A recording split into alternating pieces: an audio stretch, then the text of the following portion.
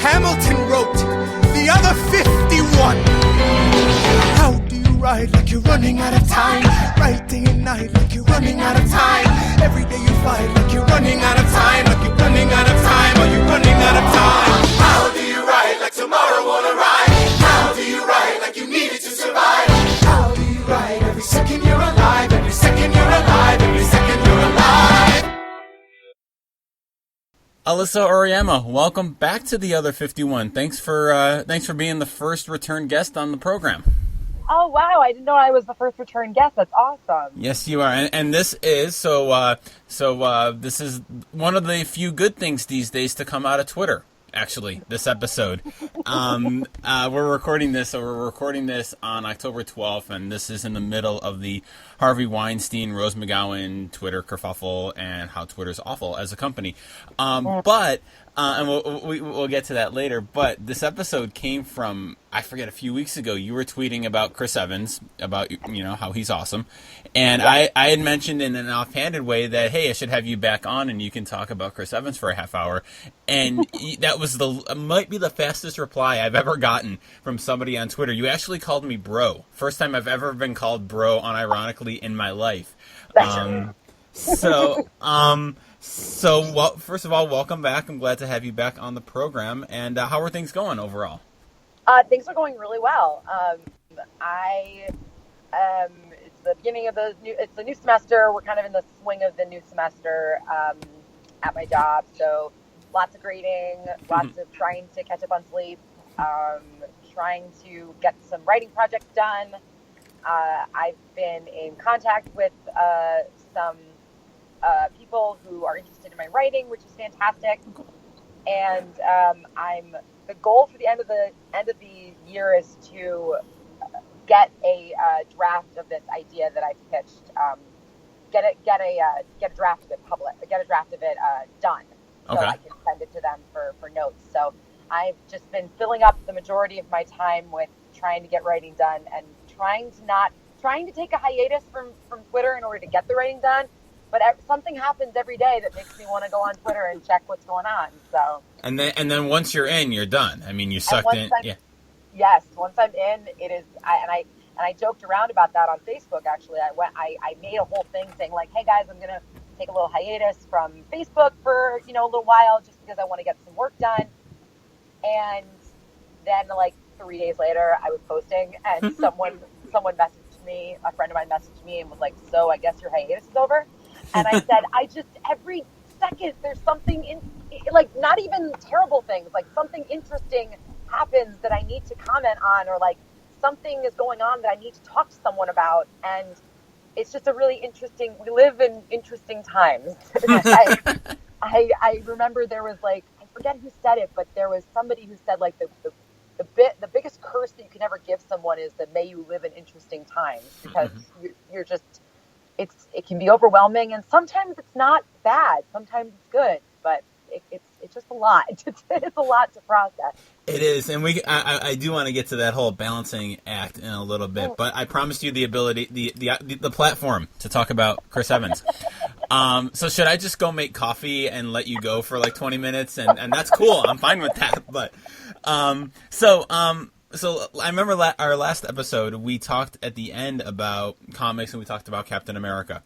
And so I guess let's start off there. So are you a Chris Evans fan because he played Captain America, or are you a Captain America fan because Chris Evans played him? Is it just like a Venn diagram overlap? How did that come about? Well, I've actually been a Chris Evans fan since before he was even cast as Captain America. And then I became more of a Captain America fan as a result of my interest in Chris Evans. It led me to do like more reading on Captain America, and then I became a fan of Captain America by proxy. So I first became aware of Chris Evans, as most people did, when he was in Not Another Teen Movie. And I was 16, and I remember like I didn't really think much of it because I wasn't allowed to go see it because I was underage. And but I heard that it was really funny, and I saw like the promo shots of him with like the whipped cream and everything, and I was like, oh, that's funny. And I thought, oh, he's cute. But like generic cute guy. Like, Sure. I didn't even, like, didn't really register with me. At that time, I was really into Lord of the Rings and Harry Potter. So my big crushes at that moment were, like, Orlando Bloom and Elijah Wood. So I was really just not even, I mean, he was cute, but I was just not like, oh, you know, the love was not as intense as it is now. So a couple of years, like 2 or 3 years later, he did a movie called Cellular with Kim Basinger, and the idea of it is so funny because it would never get made now. It's like this guy who calls the wrong, like his someone calls him that's the wrong number, and she's kidnapped, and he has to like stay on the line. And it was very new and modern and interesting when it came out in like 2004 because it was all about like, oh, the battery on the phone's about to die and like all this kind of stuff. And it looked really stupid, but I remember seeing the trailer and being like, oh, that's the guy from that other movie. Mm-hmm. Okay, that's cool that he's getting more work. That's awesome. And because usually people from those kinds of movies, like they don't really have like their careers don't really go anywhere unless you're like Anna Faris. Right. So I was like, oh, that's kind of cool. Again, still not really that interested. And then he came out with this photo shoot later on that year, and by this time I was 19, and it was this photo shoot he did, and you can look it up. You know, people who are listening can look up this photo shoot. It was for Flaunt magazine, and they were very famous at that time for doing kind of their photo spreads were very sensual and like very different than a lot of other photo spreads that photographers were doing for magazines. They were very like artsy. And he did this whole photo shoot that was so like different than anything I'd ever seen a guy do because it was very feminine almost. Okay. And I remember going, oh, well that's and it was like a very sexual sort of shoot. And I remember going, oh, okay, now I get why like he's pop like okay, now I understand why people think he's cute because this is like really interesting. And the interview itself gave me some sort of background into what he was like as a person. So he was always kind of there in the back of my mind, and every time he came out with a movie, I was like, oh, that's that guy. That's kind of, you know, that I think is kind of cute. And then he did Fantastic Four, and I saw that movie, and I thought he was really great in it, even though the movie itself was not that great. Right. And, you know, he was in like a couple of art indie movies a year, and then he would do some really big movie, and a lot of the movies he did weren't very good. But like every once in a while, I would go like, "Oh, Chris Evans, yeah." And then he did Scott Pilgrim versus the World, right. And I saw that movie, and I was like, "Oh my God, this guy's hilarious and really good looking." And then I found out that he was cast as Captain America, and I thought, "Oh, that's great." And at the time, I was already a fan of Marvel Comics. Because a lot of people online can be like, oh, you only like it because of this guy that you think is hot. And I'm like, no. I was a huge fan. I saw Iron Man the weekend it came out. I saw Iron Man 3 times in the theater. I, you know, saw Iron Man 2. I saw Thor. I've been a fan of this series since before Chris Evans' face was ever on screen for any of these movies. So in the time between Captain America, Scott Pilgrim and Captain America, that's when I began to become a huge like fangirl of Chris Evans. Mm-hmm. And then I saw Captain America, and I thought, wow, this guy is amazing. And it's because of the reason why I think I like him so much as an actor is because he knows how to be still on camera. And like I'm totally that person that's like, he's also a really good actor. He's not just super hot, but I really do. He has really great facial reactions, and I really like it when actors can act with their face, and not have to do a lot with their body. It can be just in their face, and it can be very subtle. So I was watching the movie, and I thought, oh my God, this is so good. And that's when like it all began, really. And then after that, it was just that it was done. Like I just watched almost every movie he did, even the bad ones. And every time he's in a movie now, I go to see it. But I didn't really become a huge fan of his. And like to the point where I'm like, talking about him on Twitter and like retweeting him and stuff. I didn't become that big of a fan of him personally until I started reading interviews with him and I started to get a sense of who he was as a person. Mm-hmm. And then I was like, oh, this guy just seems like a really great person. And I know that it's hard to gauge like how people really are, but it just seemed like he was trying to be such a good guy in this business where it's very easy to not be a good person. Mm-hmm. And he talked about before he got the role of Captain America, he talked about how he went to go see a therapist because he was nervous about how his life was going to change, and he really wanted to keep a solid head on his shoulders. And he talks a lot about trying to be still and to meditate, and he's very philosophical, and he's got like, you know, he's got tattoos of like Eckhart Tolle like on him. Like it's like he's very thoughtful, and the more I became invested in that part of his personality, the more I started to become like a fully tilt like fangirl of him. And also there's the fact that he's like, you know, like such a goofball. Like he just seems like a goofball like in the interviews and stuff. Like, and he's got this like really stupid like he's got this crazy laugh, and I just like, I can go on and on. I mean, lots to unpack there. First of all, Scott Pilgrim, completely underrated movie. It was. Oh, I love it. So I remember watching it and like not knowing, 'cause I didn't read the comics, so I didn't know totally what to expect, and just kind of really like the first third of the movie, I'm like, what is going on here? And then as it went on, it's like, oh, I see what they're doing here, and really, really good movie, and really interesting. It kind of paved the way, I think, for a lot of the kind of comic book movies that we're seeing now, are kind of accepting of that genre as a fun movie too.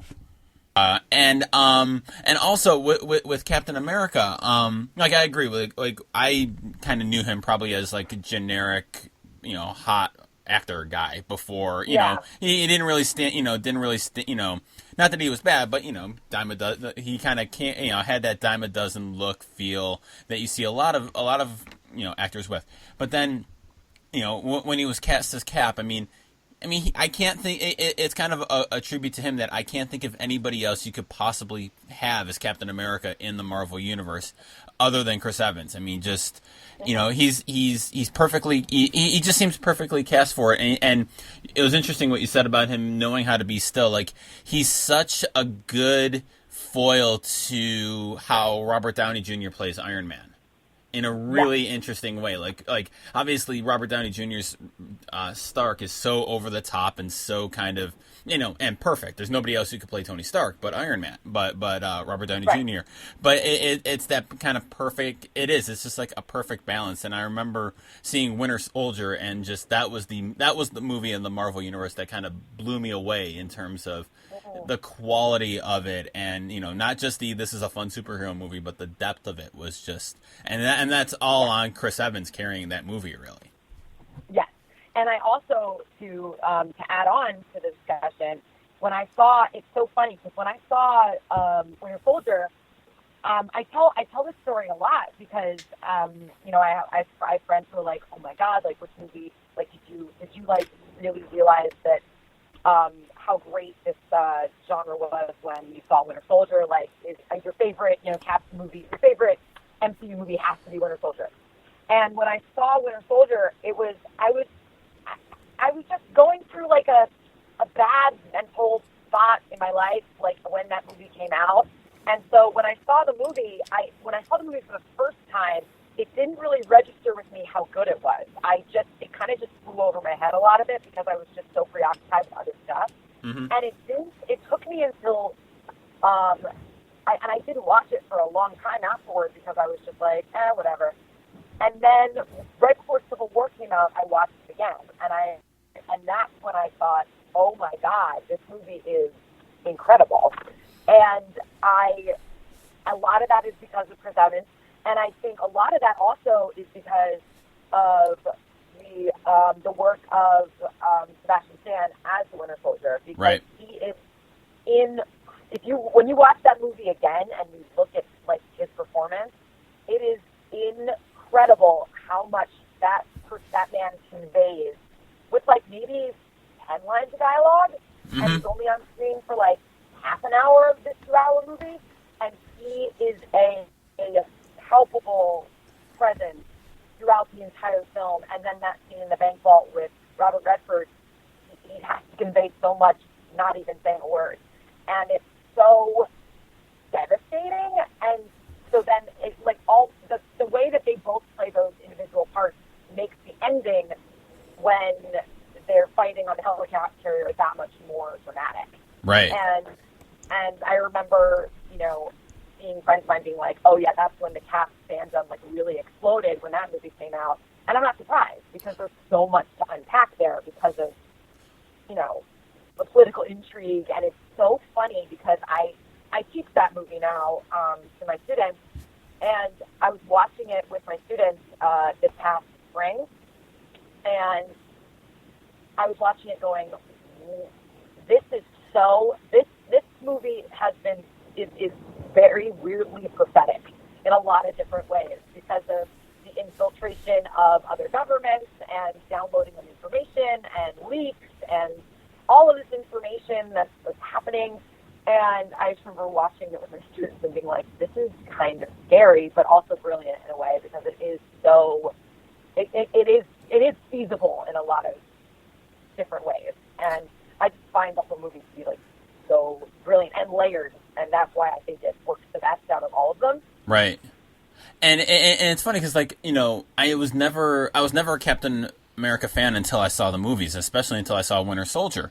Because I've never been a Superman fan either, and I don't know, just something about the characters never sucked me in, never really intrigued me. And Cap is such a different character than I think Superman's the easy analog, but he's such a different character because he is there's like the layer, like you said, the layers of it, and yeah, there is just something really interesting about Captain America as a character, that he's the best of, supposed to be the best of what America has, physically, spiritually, everything. He's supposed to be the absolute embodiment of American ideals, and I just love the way that they took those movies into places where you begin to think about what that means for him and what that means about us as a country. So good, just so good. Oh yeah, and it's that man out of time element that I think works so well, especially because, like you said, Chris Evans plays that confusion really well, and also the inner struggle. There's so many scenes where he's just standing there listening, and you can just tell by his body language, especially in the scene where Fury's talking to him about Project Insight, and you can just tell how uncomfortable Steve is with the whole thing. But he wants to respect Fury's position of authority and not really being sure of how to question it, but knowing he needs to question it because he thinks it's wrong. And there's so much going on. And then you've got those those little moments where you're this is Peggy. That scene tore me up because because it's obvious that Peggy's suffering from some kind of dementia, and she kind of has this memory lapse while they're talking. And you get the sense that this isn't the first time he's visited her, and he's had to reintroduce himself to her a few times. And his face, you can tell he wants to be upset about it, but he knows he has to keep it together because he doesn't want to upset Peggy. And I was just sitting there watching it again and going this isn't a comic book movie. No, they're actually going there with this comic book movie, and that is incredible. I found that to be so moving, and then that all kind of comes to head in Civil War when she passes away, was at her funeral, and it's so good. So I was going to say, at the risk of going down a rabbit hole, but this whole episode's a rabbit hole. What's your opinion on the state of the Marvel Cinematic Universe right now? What were you gonna say? Because I have some strong opinions on it, but I'm curious on what yours are. So I go back and forth. So I have so many theories about where it could be possibly going, and there's so many ways that it could go. I really, really there are things that I want them to do, and there are things that I think they're going to do. Okay. So I think that it would not surprise me, and I actually would prefer it if um, if they kept Bucky as the Winter Soldier, because Steve, Chris's contract runs out after Avengers 4, and he says he's open to coming back. Mm-hmm. So that's fine. But if he does come back, he may not be as Captain America. He just may be as like Steve Rogers. And in the comic books, he goes on to become America's top detective, America's top cop, and stuff like that. Mm-hmm. So it wouldn't surprise me. And in the comic books, obviously, Bucky takes on Captain America.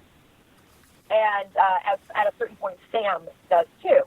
It would not surprise me if they had Bucky keep being the Winter Soldier, because the Winter Soldier is such a popular character. Mm-hmm. And they gave the part to, and they had Sam take the shield and be Captain America. That would not surprise me in the slightest. I would love it if Bucky took the shield, but I feel like it would be more of a statement if Sam took the shield. And I love what Anthony Mackie is doing with Sam, and I think that's such a great character. Mm-hmm.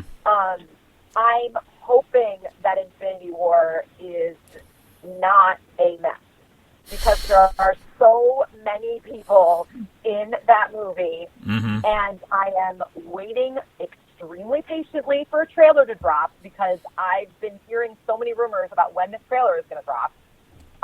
At one point, I heard that it was coming out on September 29th, which I was so excited about because it was right after my birthday. So I said to a friend of mine, yay, it's going to be my birthday. Happy birthday to me. They're going to come out with the trailer for Infinity War. And I watched the Comic-Con footage when it leaked online, of course. Mm-hmm. But I was so mad that it didn't drop. So I'm like sitting here going like, when's it going to drop? But at the same time, I'm so nervous about it because I really don't want it to be a total mess. And I liked Civil War a lot, and I thought that the Russos did a really great job of making every character have an individual arc. And it wasn't that much of a mess. There were some things that were a little messy, but on the whole, I thought it was so much better than it could have been. But I think that in the future, I think that there's going to be more. I think there are going to be a lot more of young Marvel heroes, and the focus is going to transition to the younger generation of Marvel. I want but obviously there are things that I want that I don't know are going to happen. Mm-hmm. Like, it would be amazing if they did Thunderbolt, because they have Ross already, and they're bringing in Captain Marvel. I can't wait for the Captain Marvel movie. That's going to be good, yeah. Oh my God! And I know that Brie Larson is filming for Avengers 4 right now, so I can't wait to see what she's going to do in that. And I'm just like, and it can go anywhere after Mm-hmm. Infinity War. Like, they have nothing really set up except for Black Panther and Captain Marvel, and probably a sequel to Spider-Man: Homecoming, which I love. So I'm interested to see where they're going to take it. There's so many different directions that it could go, and also I'm kind of bummed that there are, obviously Fox owns X-Men and Deadpool, and I would have loved to have seen what the MCU would do with Deadpool in the Mm-hmm. Avengers X-Men universe. But at the same time, I don't think that anybody would have been able to do Deadpool the way that Fox did Deadpool. That's so true. I'm really interested to see how they're going to handle all those different things. And plus, and also the MCU doesn't own Fantastic Four either. Right. But they should just stop making those movies. That is such an untapped resource, though, because Fantastic Four can be great, and some of the comic runs that they've had are really great, and then the movie series was abysmal, and I feel like it just soured those people on those characters, or soured people on that storyline. I don't know. I'm cautiously optimistic, but I don't know if it's just my personal tastes have changed or what, or the movies have changed a little bit.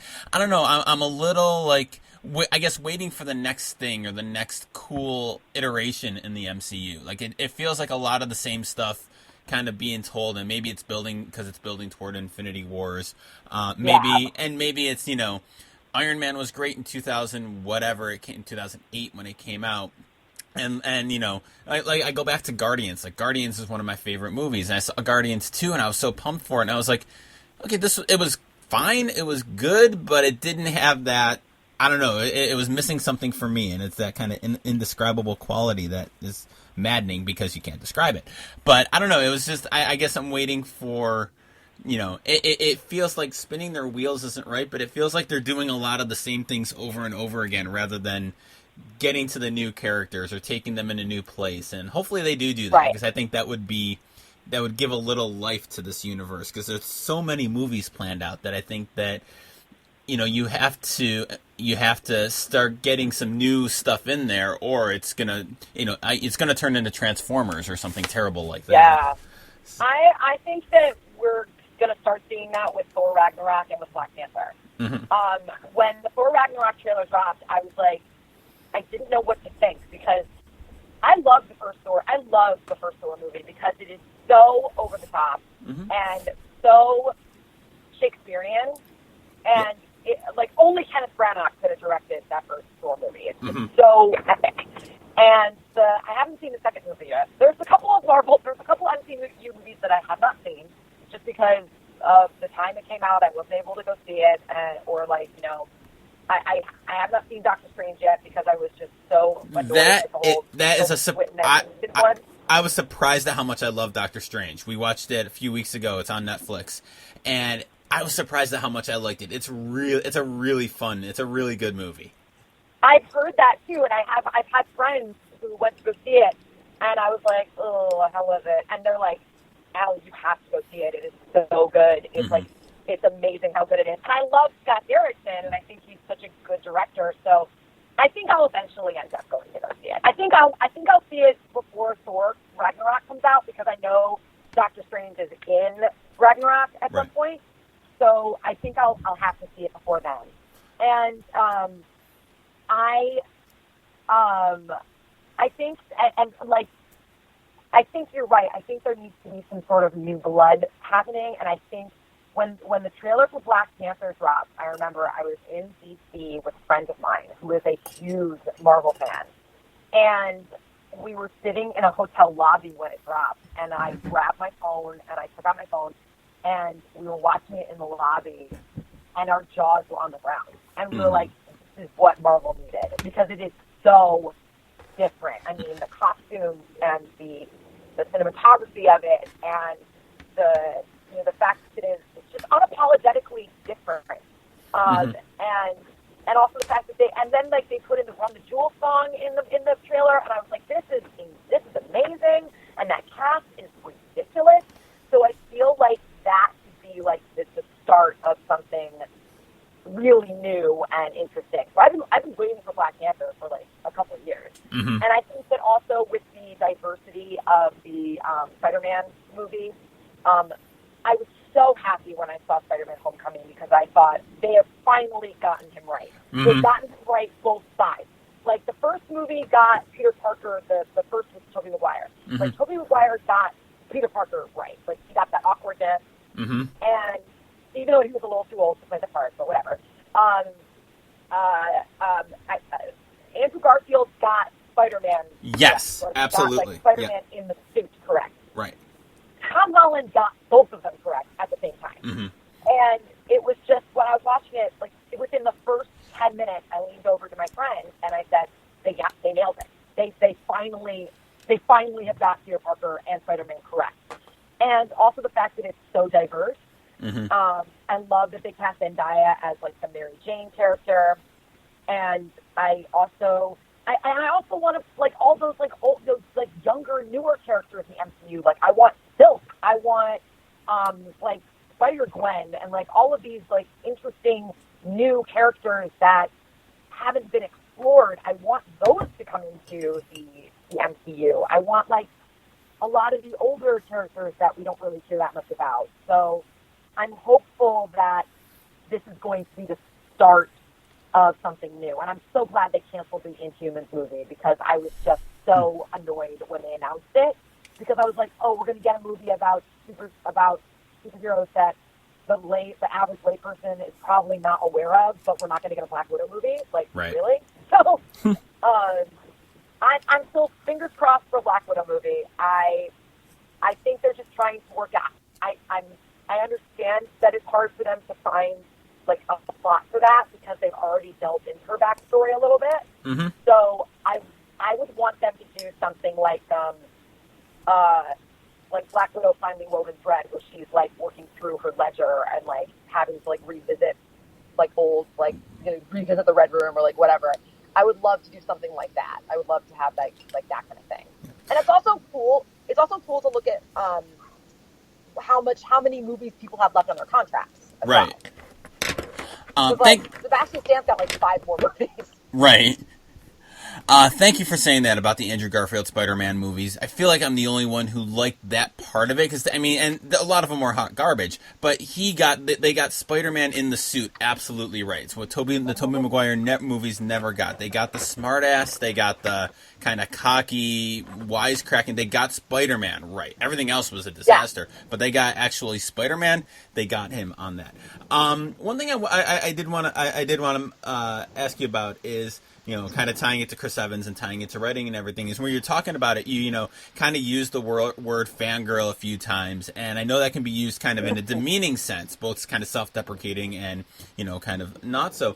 But I'm curious, and I know you do a lot of, and I do a lot of reading too on like fandom and fandom culture, and writing about it, and I'm curious about that balance where, like, you know, I come from a sports writing background, and so like the fan is a very separate thing in sports writing, and you know, I talk to sports writers now, and it's very much you're not a fan, you're a reporter, for good reason, and I get that in a lot of ways, but that there's that hard line, and I wonder, you know, what are your views on, you know, maybe the internet being a way to give fandom an outlet, and people writing about shows and about movies and about characters from that kind of fandom perspective. And do you do any of that? Like, who do you like to read on that? It's kind of a general topic, but just kind of general thoughts on writing and about fandom.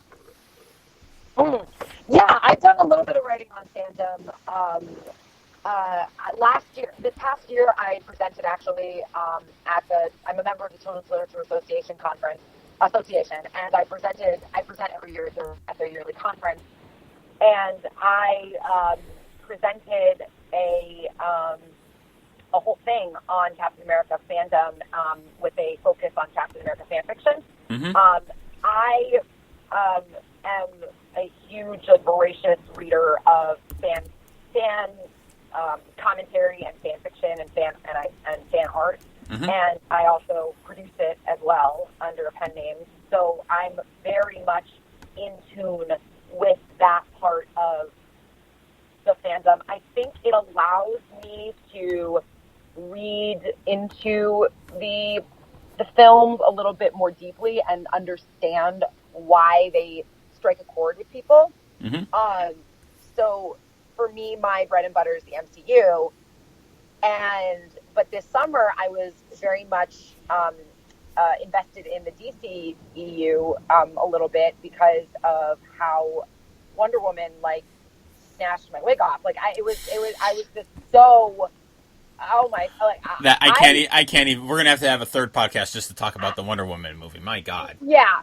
Well, really, really, really quickly, I'm not like a full tilt hater of the DC movie universe. I'm really not.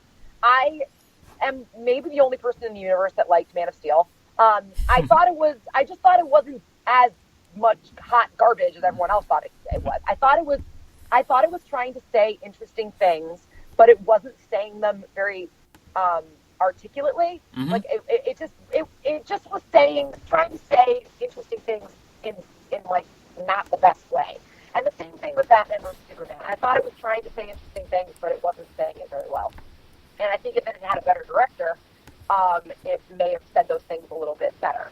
But when Wonder Woman came on screen, I was like, okay, it was worth sitting through 2 hours of kind of whatever movie to see this. Mm-hmm. And then when the Wonder Woman movie came out, seeing people's reactions to it was so important, because you had all of these women, these fangirls who have been waiting. I've been a huge fan of Wonder Woman for years.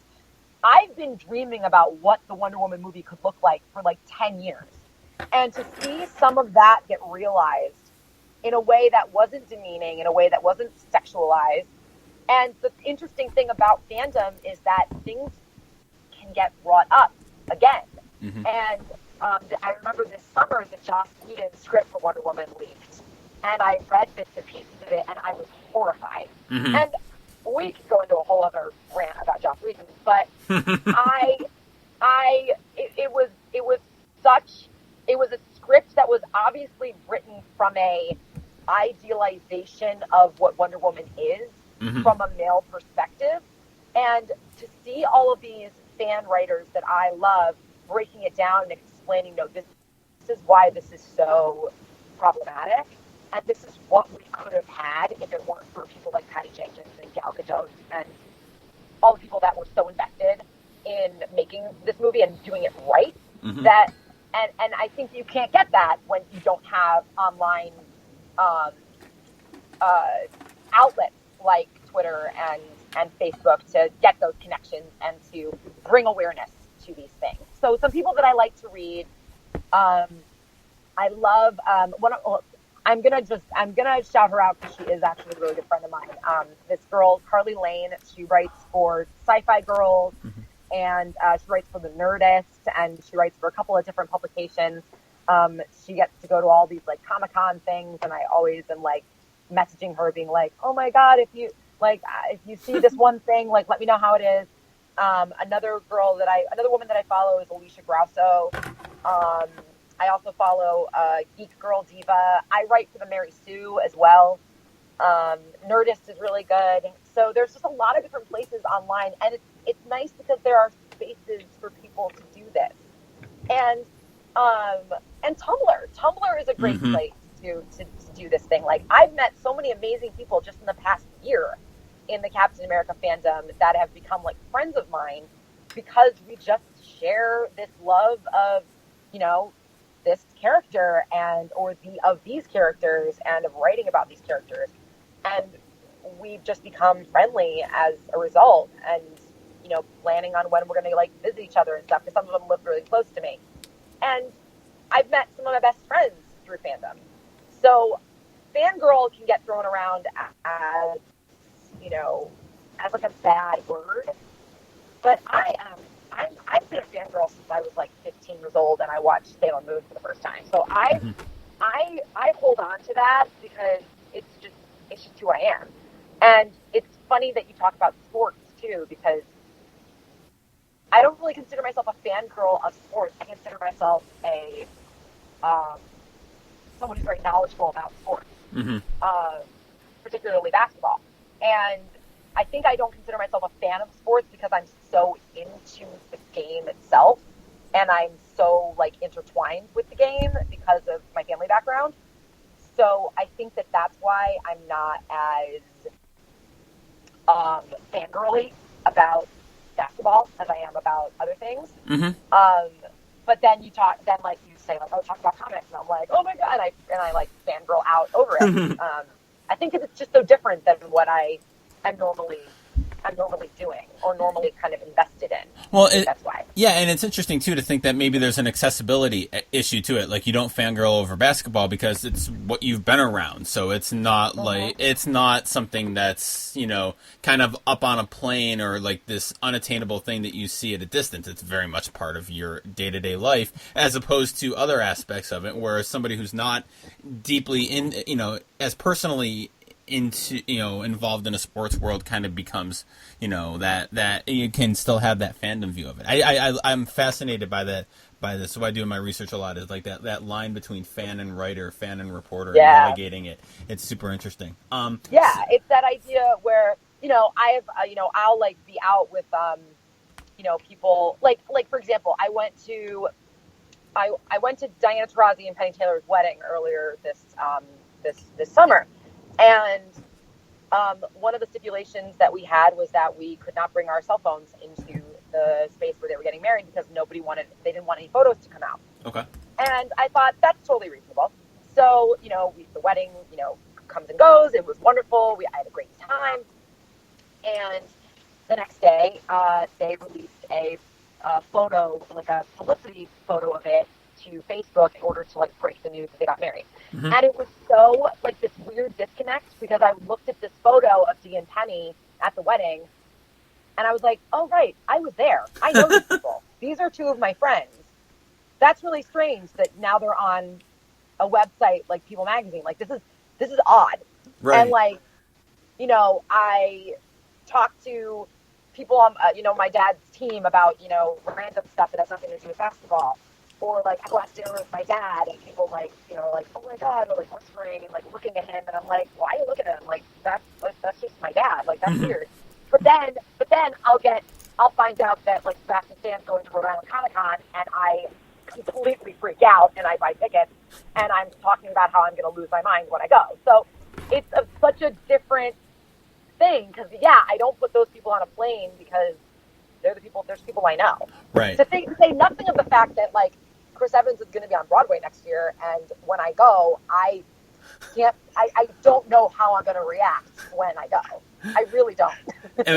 That's like last night for our 10th anniversary. My wife and I, we went and saw Bill Murray and his performance, and we met and we bought the meet and greet afterwards. So we were in line to meet him, and like we had 30. It was great. He made fun. He wished us a happy anniversary and made fun of us. It was fantastic. But like we're walking in the room, and like, what do you say?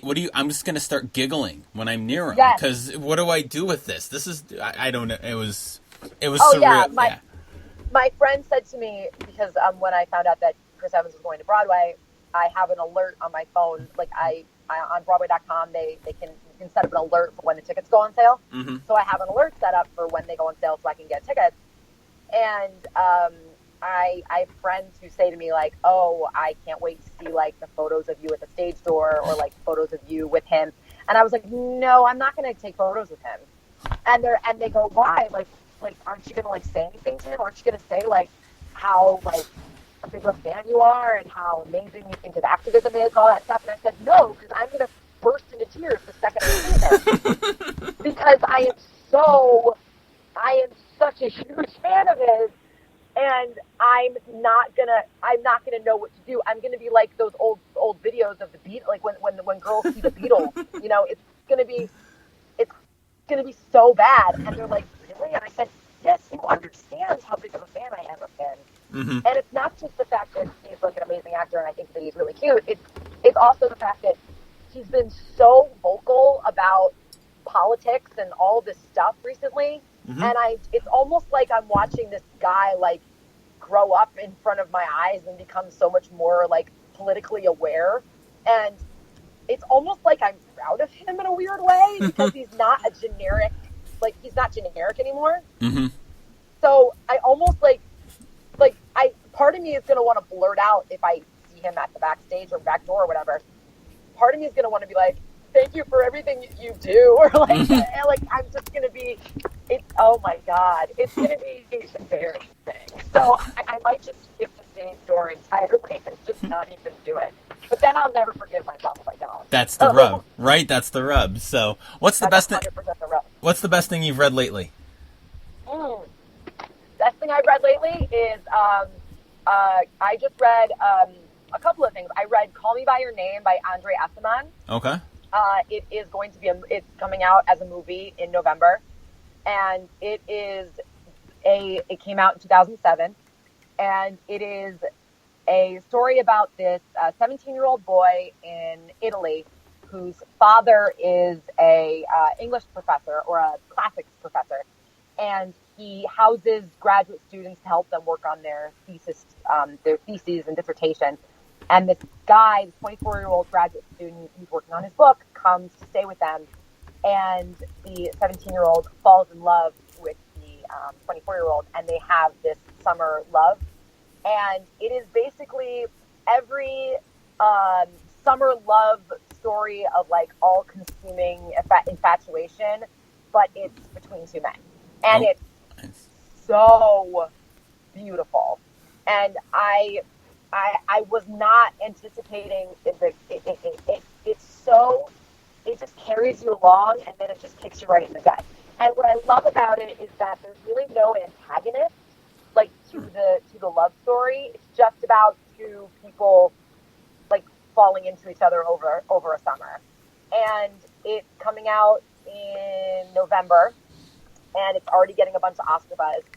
And it stars actually a guy that I have started to become more of a fan of over the past couple of months, Armie Hammer, who was the Winklevoss twins in Social Network, and he was in The Man from U.N.C.L.E.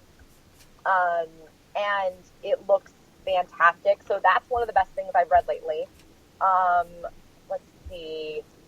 And I've also read, the most recent thing that I read was some work by some of Ta-Nehisi Coates' new stuff. I haven't read his book, but the essays that are in his new book, We Were 8 Years in Power. I've read bits and pieces of that. The last thing I read of his was his article, The First White President. Which is awesome. It's incredible. And like the next thing that I really want to read is, I think I said this last time I was on your podcast. I have an art copy of Lincoln in the Bardo by George Saunders, and it's in my car, just sitting in my car, and I keep telling myself I'm going to read it, and I keep forgetting, and I will eventually read it, because I want to read something that's on the National Book Award shortlist. So there's a couple of things that I'm looking forward to reading, but the most recent thing that I've read was Call Me By Your Name. Gotcha. I finally read Eleanor and Park recently. My wife has been urging me to read that for years, by the book by Rainbow Rowell, and I finally read it, and so good. She had been urging me to read it for years, and she bought a copy specially for our daughter to give to her when she's older. And like, okay, I finally got a break and needed something a little faster, a little lighter to read than I had been reading. So I finally got it and read it. And about a third of the way in, I texted her. I'm like, there are comic books in this movie. You didn't tell me there were comic books in this movie, and play a central role in this. But such a good book, and you know, Rainbow Rowell is such a great writer about fandom and about kind of that role that media and stuff can play, especially for teenagers. Such a fun read, such a good such a good book. It's really I liked it a lot more than I expected it to. So I read two of her books this summer. I read Fangirl and I read Carry On. Carry On is fantastic. I read that earlier this year. I could not even. I can't even form sentences about that book. It is. I texted a friend of mine halfway through it, and I was like, "Did Rainbow Rowell write an entire book of fan fiction for a thing that she created?" And she was like, "Yeah." And I was like, "This is everything I've ever wanted." Like it was, and then when they get together at the end, I was just like, "I love that this is something I can read." And it is popular, and it's not just shoved into the back of like a random section of the bookstore. Like we had this on display at our bookstore, and just the fact that we've gone from like, J.K. Rowling like mentioning that Dumbledore was gay, but not really having any kind of like interior discussion about that in the books in 2007, to now having like openly at least queer protagonists in these books. I'm just like, damn, like it's just it makes me so happy. And like that's why when people say that like the universe is a dumpster fire right now, I'm just like, but look at all this good stuff. Right. Like that's what I hold on to, especially with all this like Harvey Weinstein crap that's going on. So, Alysa, if people want to follow you and your writing projects, when you get them out and as you write them, and if they want to talk to you about Chris Evans and Marvel and all this awesome stuff, where's the best place to do so? You are always welcome to talk to me about Chris Evans and Marvel stuff. I am online at my Twitter account. I changed it back to my full name, so it is Alysa Auriemma, Alysa Auriemma. I also run a blog that I try to update frequently, but usually that ends up not getting updated that much. But usually, I think I'm going to try and have an update in the next couple of days. And that is at thecuriousalleycat.com, Alley with 2 L's. And as far as other things, I do have a PayPal account if people want to support my writing. It is under my name. If you go to my Twitter account, it's in my profile. It's the link to it. That is in my profile if you want to support the writing that I do. and any donations are greatly appreciated. I also would recommend that you donate to the charitable foundation of your choice, because I do get shit from people saying, like, why do you have a PayPal account? And I'm like, well, you can care about more than one thing at the same time, like, at once. So I just wanted to throw that out there. Awesome. Well, this was way too much fun. We'll have to do this again for a third round at some point. So thanks for joining me again. Oh, no problem. This was a laugh.